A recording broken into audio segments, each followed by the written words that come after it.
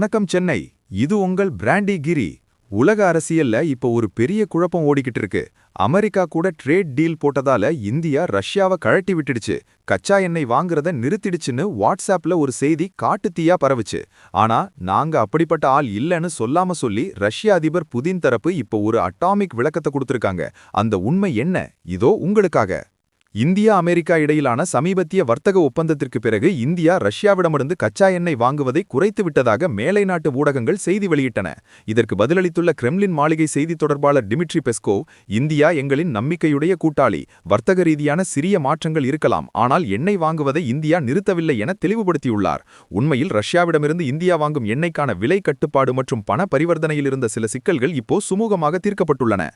India தனது எரிசக்தி தேவையில் சுமார் 35 முதல் 40% வரை இப்போதும் ரஷ்யாவிடமிருந்தே இறக்குமதி செய்கிறது.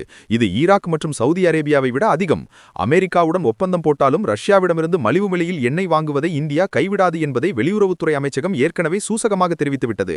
எங்கள் நட்பு என்பது ஒரு நாட்டின் ஒப்பந்தத்தால் மாறுவதல்ல என்று புதின் தரப்பு கூறியிருப்பது சர்வதேச அரங்கில் இந்தியாவின் சுயேச்சையான வெளியுறவு கொள்கைக்கு கிடைத்த வெற்றியாக பார்க்கப்படுகிறது. குறிப்பாக வரும் மார்ச் மாதம் இந்திய ரஷ்ய வர்த்தக குழுவின் உயர்மட்ட கூட்டம் நடக்க உள்ளதாம். அதில் மேலும் பல புதிய ஒப்பந்தங்கள் கையெழுத்தாக வாய்ப்புள்ளதாம். கண்ணா, புலி பதுங்கிறது பாயிறதுக்கு தான். இந்தியா அமெரிக்கா கூட கைகோர்க்கிறது பிசினஸ், ஆனா ரஷ்யா கூட இருக்கிறது நட்பு. வெள்ளை மாளிகைக்கும் இடம் உண்டு, ரஷ்ய மாளிகைக்கும் இடம் உண்டு. இதுதான் இந்தியாவோட மாஸ் டிப்ளமசி. ஆயில் இல்லாம வண்டி ஓடாது, ரஷ்யா இல்லாம நம்ம எனர்ஜி செக்டர் ஓடாது. புதின் கொடுத்த விளக்கம் இப்போ வதந்திகளுக்கு முற்றுப்புள்ளி வச்சிருக்கு. It's a master class in global balancing boss. India ரஷ்யாவை தொடர்ந்து ஆதரிக்கணுமா இல்ல அமெரிக்கா பக்கம் சாயணுமா? உங்க ஆப்ஷன் என்ன? எல்லா exclusive global politics and trade அப்டேட்ஸுக்கும் ஸ்டே டியூன்ட் வித் பிராண்டி செய்திகள். நாங்க சொன்னா அது அட்டாமிக் ட்ரூத். இது பிராண்டி செய்திகளுக்காக உங்கள் பிராண்டி கிரி. நட்புக்காக ஒரு விசில் போடுங்க பாஸ்.